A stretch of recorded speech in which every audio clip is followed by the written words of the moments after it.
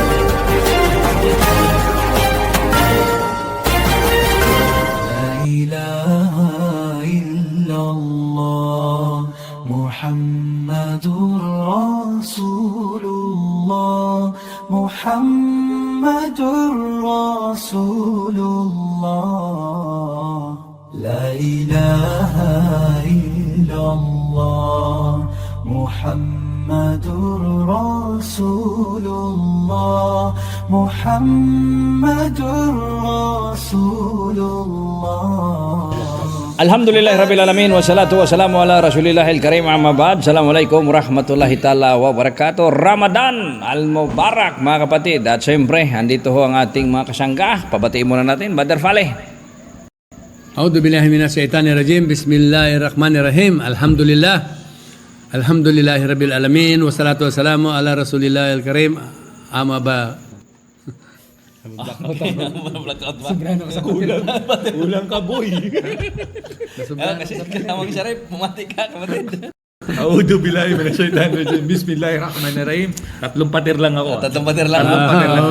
Tatlong patir lang. Ba't limang balot yung nasa harap Hindi. mo? Tinulak niya kaya yung akin. Tinulak niya gano'n. Kaya parang lima.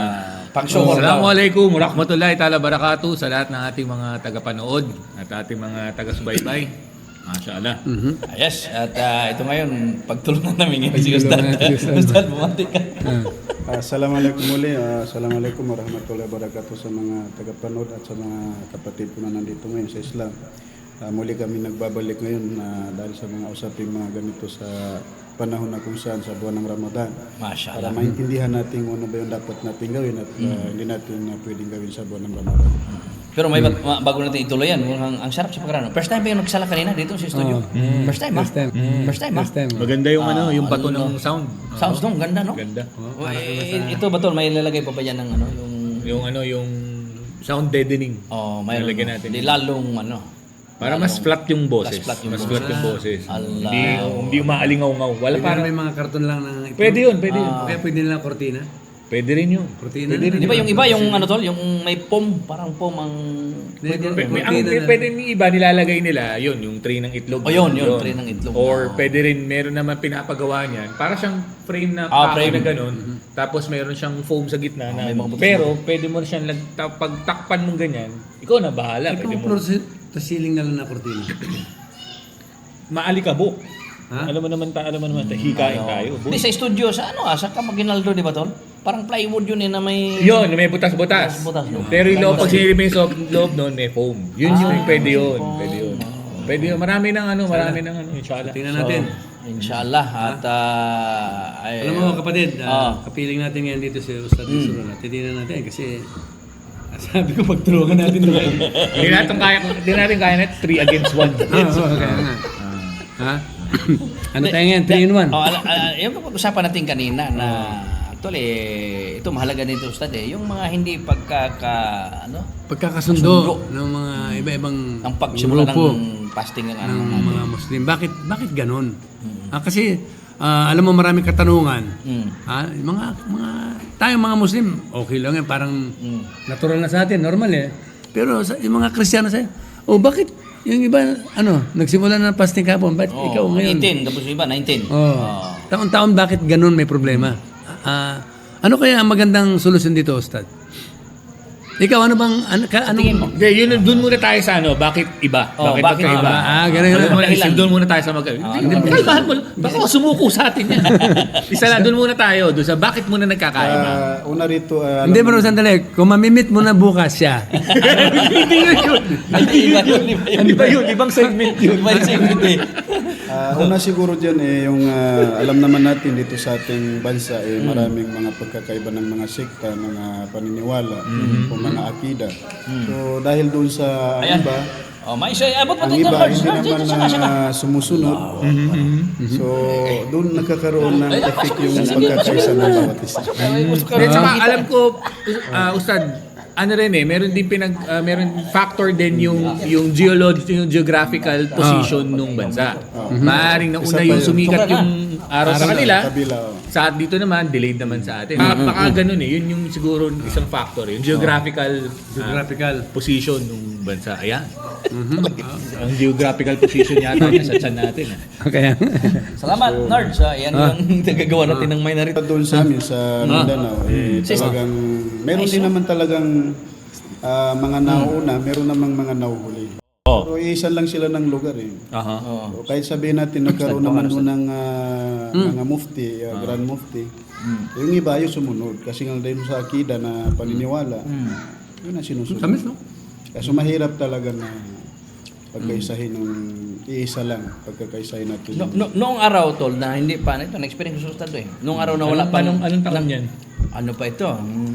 Kasi siyempre, matagal-tagal natin yumakap sila, 1993 pa eh. Nung araw, na-experience natin yan na pag hindi makita sa Pilipinas, Malaysia, Indonesia, Singapore, Brunei, nag-antabay pa rin tayo saang bansa yung unang makakita. Tulad ng Iskag noong daang araw, mayroon doon si Sheikh Ahmad Arabo eh. So pag hindi nakita sa Malaysia, Indonesia, Singapore, Brunei, nag-antay pa. Dahil wala pa noong yung Darul Ifta. Kasi nung ano pa lang yung nabuo yan, 2010 lang yata yan eh. Nung nabuo na kasi yan, Brad, kasi nakikita din kasi nila yung paghihirap yung mag-antay eh. Tayo nung araw sa radyo, umabot tayo ng ito, nagtatanong pa ito, nakita ng alas 2 ng madaling araw eh. Kasi 2003 yata ako nag-Muslim eh. Alam mo bro, alam mo, natutuwa ako sa mga insik, Brad. Diba? Ang liliit na mata nila, no? Pero ang lalaki ng kita. Hindi bro, alam mo bakit? Nakakatuwa yung mga insik. Alam mo ngayon ng, Idul Adha ngayon. Bukas, alam na nila kung kailan ang susunod na Ramadan. Kasi sa kalendar yun. Hindi nakabase yata sila dun sa phases ng moon eh. Parang Meron sila scientific, anong tawag nito, ek, ganyan. Na computation yan eh, kinukompute nila. Gaya nung ginagawa ni Alim Said Bashir noong araw. May yung kasing scientific calculation ang kanilang deklarasyon. Yung scientific calculation. Ano ba ang kapatid, kung gagamitin natin yung mga kalendaryo ng mga inchik? Siguro hindi yata allowed sa atin yun kasi meron tayong Islamic calendar eh. Ha? Meron tayong Islamic Pero calendar. hindi naman yung date ang natin yung paglabas ng Hindi buwan. pala ng kape natin. Yung paglabas ng buwan, kapatid. Siguro, Ha? hindi rin yata pwede yun. Hindi rin pwede. Hindi kasi actually mayroon na ngayong mga grupo na nag-focus na sila Ustad maging sa Europe, maging sa Indonesia yata, Malaysia. Meron na tinawag pa silang parang Muhammadan, ano ba yan? Basta yan may ibang bansag sa kanila eh. Sila bumabase na talaga sila sa scientific calculation sila. Science, Brad. Pero yung kanilang Ustad, yung kanilang pagdeklara, pasok din eh. Pasok din. Kasi tulad nagdeklara sila na 18 ng start ng fasting nila. Wala pang wala pang nakakita ng buwan sa buong mundo. Ay, biruin mo, nakita din naman sa Saudi. Pasok pa rin yung kanilang Brad, yung kalendaryo ng mga inchik, lumabas na nung last week. Yung Chinese New Year. Nakilagay na nung next year, kailan lalabas yung buwan eh. Anong oras, eksakto eh. At taon-taon hindi sila pumapalya. Ngayon, Accurate. Oh. So, ano yan kapatid, pag sinunod natin yan, makukonsider bang bida yan? Kailangan kasi sumunod tayo doon sa mga amir eh. Tulad niya, meron tayong Grand Mufti sa Pilipinas. Yung nga, yung Darul kailangan Ifta. natin sumunod doon. Kahit sabihin natin na may talagang mas advantage yung kailangan pa rin natin. Kailangan sumunod, okay. Pero merong hindi sumunod. Anong mangyayari? Yun nga yung patuloy na Patuloy na Ginijad. Hindi, ano? Walang sense yung pagkakaroon natin ng grand Pero itong issue na to, may podcast na pinakikinggan ako nung isang araw. Hindi ko lang alam si Mufti Meng ba yun. Yung issue na to, hindi lang pala dito.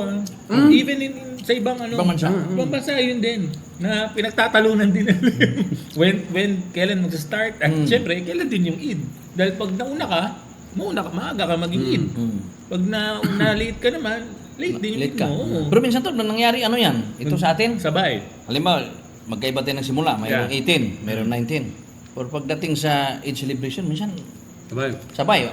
Paano magkasabay ang Pilipinas? Kapag nakita dito yung buwan. Halimbawa, nag-moon sighting na naman sila para sa Eid celebration, di ba? Sa Eid. Nakita nga sa Pilipinas, sabay-sabay tayo. Paano O ngayon nakita yun? sa Malaysia, Indonesia, or Singapore, Brunei, mag-declare ngayon yung Darul Ifta. Kulang sila. Oo.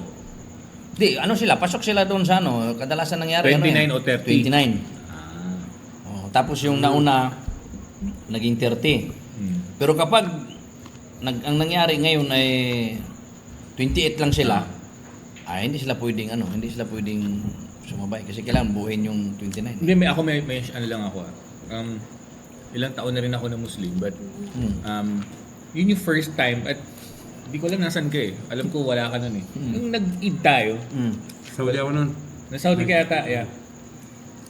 Yun yung first time na nag-Eid na hindi ko siya kasama. And for the longest time, lahat ng Eid ko kasama siya.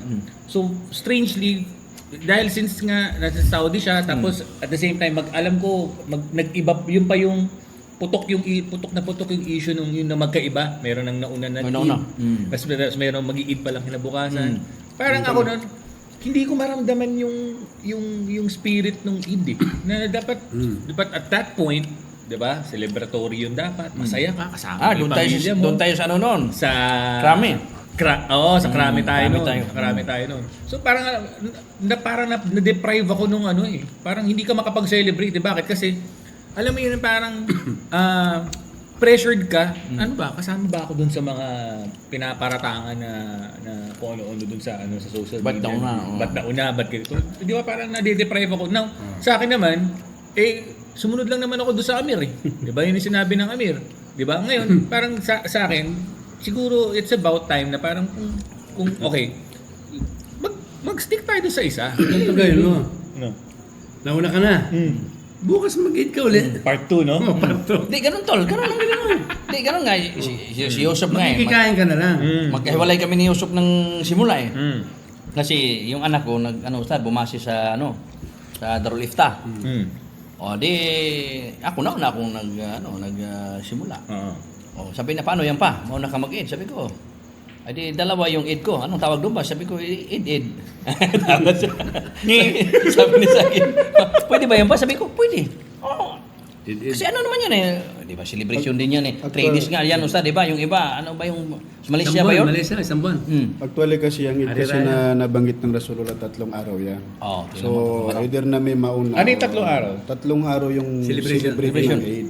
So kung may mauna man or may sakto naman doon sa talagang Eid, Okay siguro lang. tanggap naman ng alalahat yun. Yeah. Pag mo lang gawing 4 na araw para Ang celebration? mag-celebrate ka doon kasi haram na yun. Talaga? Pero balikan natin yung sabi ng mga, anuhin lang natin, yung sabi, paano, tanong kanina si brother, paano natin, Anong solusyon? Anong solusyon? yung simula. Ako, para sa akin, Kasi meron na pala tayong grand, para sa akin dito, grand mufti, grand imam. ang kinakailangan dito, makumbinsi ang bawat isa, at isa dito talaga mag-usap, yung Imam Council of the Philippines, at saka yung Darul Ifta. Magkaroon talaga sila ng yung masinsinang pag-usap ba? Kasi, ang Imam Council kasi, pa rin nandoon pa rin yung pagsunod kung aling bansa man na nakakita Yung sinaunang pamantayan ba, na hindi man makita sa Pilipinas, Malaysia, Indonesia, Singapore, Brunei, mag-antay pa rin sila kung aling bansa yung nakakita. Pero di ba, tama ba Ustad, naka-base sa di ba kung saang lugar ka? Tama yun. Kung hindi nakita ngayon, bukas ka mag-start. Ganun, Kasi hindi naman kasi sabay-sabay ang sinisigatan ng buwan. Parang sa araw hindi sabay-sabay Di ba? Yun nga, yung nangyari na lang yun nung nung nagkaroon na tayo ng deklarasyon. Kasi mga ulama din ang nagpasya yan pinapayagan na na, o sige, kayo dyan sa Pilipinas, Malaysia, Indonesia, Singapore, Brunei. Kasi 5 oras yun, 5 oras yung 5 hours pagitan tayo sa from Saudi. Middle East, yeah. So pwede na kayong magkaroon dyan ng sariling deklarasyon. So, nagkaroon ng ganun. Kaya lang mayroon pa rin ibang grupo Yeah. na maano yun, ibig sabihin, hindi pa rin nila lubusang Yeah. gampanan yun. Gusto pa rin nilang panatilihin yung... For whatever reason Oo. na meron sila. Kasi ang paliwanag din kasi nila, nung araw kasi ganun ang kalakaran Hindi, meron mga ibang masyadong kolonyal. Kasi ang reason nila tulad ganito. Sabi na nung araw, nahirap pa tayo sa komunikasyon, lagi tayong nagbabase sa Saudi Arabia. Ngayon nga, high-tech na minsan, alas 10 pa lang o alas 11 ustad. Malalaman na yung ano. Yung mga yung mga binocular, telescope na wala. Magkasino na lang yung presyo Abot kaya na, hindi mo kailangan ng maraming pera para maka-acquire ka ng ganong klase. So, Isa pa yan tol, mayroon pang mga bansa ngayon ustad, di ba? Na hindi sila bumabase sa ganun. Gusto nila mata They're talaga. naked eye Kasi, talaga.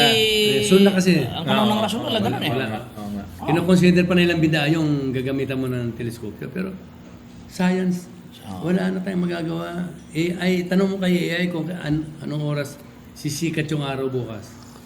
Anong oras lulubog yung buwan bukas. Accurate, Brad Pero ang tanong, bakit hindi natin pwedeng gamitin yun? Kaya ngayon, Sino ba ang nagbigay ng talino sa mga scientist na to, sa mga engineer na ito? Di ba? Ustad? so, sa iyo ustad, ang solusyon talaga yan, sumunod sa mufti. Yan ang pinaka... Kasi ako kasi talagang mufti talagang sinusunod ko. Pagka mga ganitong parating ng Ramadan, tumatawag ako sa Mindanao. Doon ako bumabase. Ako naman ustad, Pamilya ko ganun. ako naman ustad, nandoon yung pagsunod ko sa mufti. Pero pag once na nabalitaan ko na yung yung may nakita na ng buwan, Wala na. naglalaban Sa puso ko sabi na, nakita ng buwan. Ano na ngayon? Buga, Ramadan na bukas. Kaya wala akong magawa.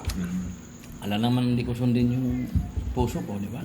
Pero ang pinakadabis dito, kung ikaw may magsimula base sa deklarasyon ng mufti o deklarasyon ng Imam Council. Ang tanong ko, Ano lang yun? itanong mo kay Brad, kay GPT, nangyari na ba na sa Saudi hindi sabay-sabay nagsimula ang fasting ng mga Muslim doon sa Middle East?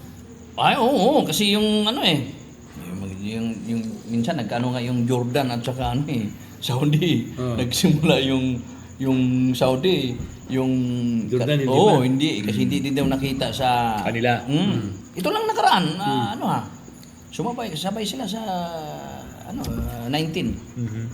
Well, So dito siguro mga kapatid, alam mo Ustad, may nagpaliwanag din dito sabi ng isang brother. Dito sinubok ngayon yung puso ng bawat manampalataya. Kung paano ka mag-adjust sa sarili mo. Nauna ka, so wag mo nang batigusin yung kapatid mo.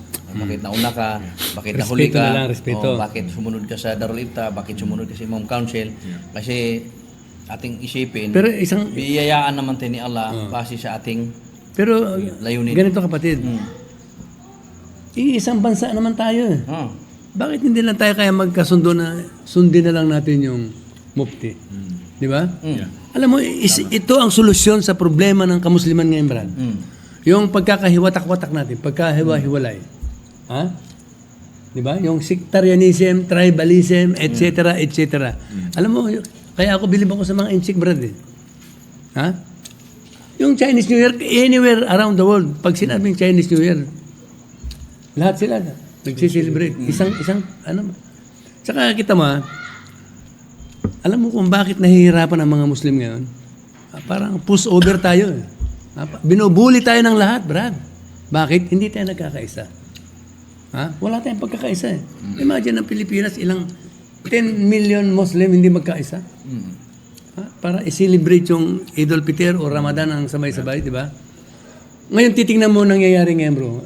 Alam mo, bro, nagkakaputo ka na ngayon sa Iran. Nagkakaputo ka na. Bakit nangyayari ito? Tanong ko sa iyo, bakit nangyayari ngayon ito? Dahil ang mga Muslim ay hindi nagkakaisa. Nagpadaig tayo kay Iblis, Brad. Ano ba ang dahilan? Bakit hinati-hati tayo ng kalaban ng Islam? Takot sila. yung history, Brad, I think they learned so much from the Ottoman Empire na the Muslim become so strong, muntik niya na masakop ang buong mundo eh. Di ba? Kontrolado na nila yung Europe, Asia. Ottoman Empire, no? Ottoman Empire. So ngayon, nung natalo ang Ottoman Empire, hinati-hati nila yan, Brad. Humina ang kamusliman dahil nagkahati-hati sila. Yung Saudi Arabia sumuporta sa England, hinati-hati eh. Kaya natalo ang Ottoman Empire. Pero ngayon, ito ang naging resulta, bro. Tingnan mo, lahat ng mga oligarch around the world, ayaw na magkaisa ang mga Muslim. Alam mo kung bakit? Una yung mga banking system. Lahat ng mga bangko ang negosyo, malulugi sila. Pag pinasok ng Sharia yan. Lahat ng mga alcohol producer. Ayun ang pinag-problema nila. Yun ang hindi pwede. Wala silang alam. Wala. Di ba? Ito lang ang tanging religion na narinig ko nga doon sa isang bagong Muslim. Ito lang ang religion na tigil yan. lahat ng intoxicant, Brad, bawal sa Islam. Sigarilyo, alak, yung mga droga na yan. Tabako. Kaya yung mga bansa na pinopromote nila yung ganong gawain, malabo talagang papayag sa Muslim, Ustad, no? So iniwawala na. So kita mo ngayon, Brad, tingnan mo yung gera ngayon, ha? Ang pinagtatanggol ng Iran, bro, yung Palestine. Ha? Ano bang klaseng Muslim yung Palestine? Sunni, Shia, o... Majority ng Ustad, Sunni, no? Sa Palestine. Hindi ko rin alam. Itanong mo kay ChatGPT. Majority. Pero bro, ako, kaya nga bilib ako sa Inchik eh, kaya galit sa akin si Marcos eh. Ha? Pero mo, yung Chinese, pinagtatanggol niya ang mga Palestino, Brad. Mga Muslim. Saka si ano? Saka si Putin. Si Putin, no? Putin. Pero ano ang ginagawa ng mga Muslim country around Palestine? Oman, Jordan, UAE, Egypt, Turkey, Brad. Anong ginagawa nila? Takot ba sila na maganon sila ni Trump o ng Amerika? Yun ang nakakaano yun ha. As simple as celebrating Ramadan, Idul Fitr, Idul Adha in Philippines, we cannot join together because of yung sectarianism, tribalism, and etc. etc. Paano nga ba ma-resolve ba yung Ustad sa panahon natin? Anong maitulong natin sa iyong pananaw sa sitwasyon niyo? Yun nga yung pananaw ko, bro, siguro nagkakaroon ng mga ganyang mga problema kasi dahil dun sa mga akida ng bawat isa. Pero sa amin naman sa Mindanao kasi medyo nakukulang na yung mga iba-ibang akida doon. Sumusunod na sila kahit paano sa sunnah. Sino may kasalanan? Problema lang kasi. Hindi ako ano ko Kasi lang, ano yun, my 1 cent. Ay. I am nowhere near stud o but ako personal ko lang na na Obserbasyon. total pareho naman tayo Muslim eh. Iisa lang ang kibla na hinaharap natin pag nagdadasal tayo.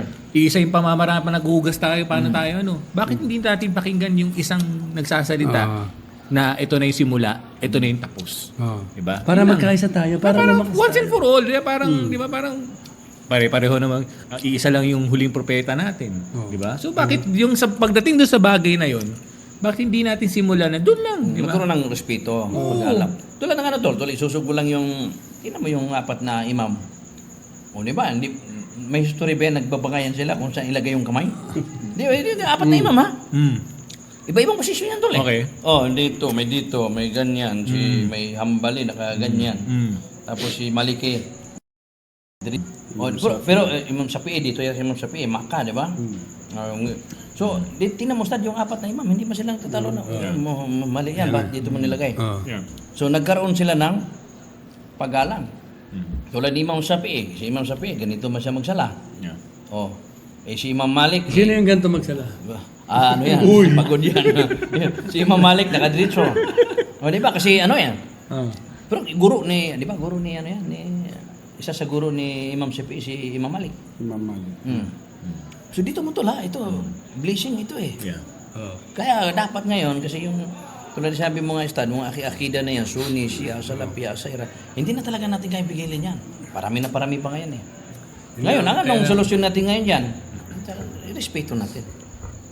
Halimbawa ikaw, Sunni ka, Salafi, Shia, o ano kang sikta mo, kailangan pa ba nating pagtalunin yan kung tama ka? Ibigay mo na lang kung bakit ka bro dyan, ano bang mayroon maganda dyan. Gaya mo. Gaya nung paano natin respeto yung ibang religion na meron dito sa Pilipinas. Di lang naman Tama. Di ba? So, ang solusyon niyan is, bahala ka sa akida mo, bahala ako. Ha? Pero, irespeto kita, irespeto mo. Yes. Di ba? Para tayo magkasundo. Kasi, if you are going to judge each other, hindi natin maririnig yung katapusan eh. Ha? Siguro dito sa studio natin, magkaroon tayo ng ganong program. Pwede Ustad, no? Magsama-sama ba? Yung ulama ng bawat isa. Ay, huwag mo na ambisyonin yung Brad. Hindi, yun ang kulang eh. Huwag mo na ambisyonin yun. Hindi, masarap ang mangarap eh. Ay, masarap mangarap. Ang hirap magplano. Brad, ako planner ako eh. Pero hindi ako magaling na planner. Kasi konti lang ang plano ko. Oh. Kasi sa totoo lang ako, nakita ko talaga yan. Kulang lang sa talaga, bro. Pag-uusap lang. Oo. Kasi kung nag-uusap lang yan, tapos igalang mo ang isa't isa, anong maging maging problema doon? Yeah. Huwag mo lang hatulan. Respeto, Kasi ang respeto. nangyari kasi ngayon, halimbawa ko, Sonia ko, siya ka, Salapi, Asayra ka, ay naghahatulan tayo sa isa't isa. Nagpipilitan tayo sa isa't isa na... Hindi naman binigay sa atin ang alang karapatan yan eh. Oo. To judge our brothers and sisters. Siguro, Ustad, ang tulong talaga niyan, yung patuloy na pagpapaliwanagan sa isa't isa. Sa tingin mo, Respeto isa natin yan kung sa ano yung solusyon. paniniwala niya. So, ang makakatulong dyan, mga ulama natin, magpaliwanagan sila. Okay. Oh, Maganda. so yun. Okay, Ustad, sa iyong panghimagas. Teka, kami lang ni Ustad yung merong pambag eh. Okay lang. Ikaw, wala ka pang solusyon eh. Wala, solusyon ko talaga dito. Pinangas mo yung mais eh. Alam mo kaya yung solusyon ko? Yung problema ng sikta-sikta. Bawat ulama, bawat ustad, mag-asawa mula sa iba't ibang perka. Hindi, doon tayo sa yung sa Papunta tayo doon, no? Okay, marami pong salamat sa inyong patuloy na pakikinig. I-share niyo po itong programa ito. Nasa ganun may bahagi natin sa ibang kapatid natin at sa mga hindi pa natin mga kapatid sa pananampalatayang ito. Magandang gabi. Assalamualaikum warahmatullahi ta'ala wabarakatuh. Salman Sharif. Inshallah, isama niyo ho kami sa inyong mga duaa. Sana ho mapanindigan ho namin itong programa na to. Biyayaan po kami para sa ganun magtuloy-tuloy lang yung programa namin, inshallah. Assalamualaikum warahmatullahi ta'ala wabarakatuh. Ustad. Ganon din, maraming salamat sa mga tagapanood at muli ay nakinig kayo sa aming mga talakayan. At ito ay para lang naman sa kabuti ng ating pananampalataya. Masya Allah. Kaya ang pagkaroon tayo ng perka-perka, biyaya ito mula kay Allah. Pinayagan na ito mangyari para matuto tayo kung paano natin i-apply yung hadith. Ang sabi ng Rasulullah, ang tunay na Muslim, ligtas sa kanyang dila at kamay ang kanyang kapatid. Ayan. So mabuhay, Ramadan al-Mubarak. Mga kapatid, Assalamualaikum warahmatullahi wabarakatuh. Alhamdulillah. I'm walking alone, the streets are empty. The only thing I can see is my own silhouette. I'm getting stronger, step by step. The clock is ticking, but there's no time for regrets. I've been flying from town to town, from London to Taiwan. I've been all around the globe, trying to protect your soul. We are heroes tonight. We will fly above the sky. We are heroes tonight. Yeah. We are heroes tonight. We will fly above the sky. We are heroes tonight.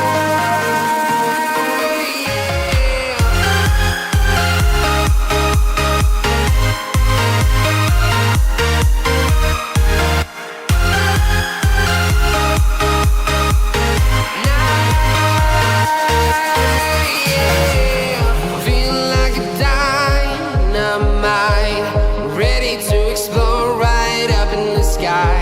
I need you to listen, I need you to hear, and don't show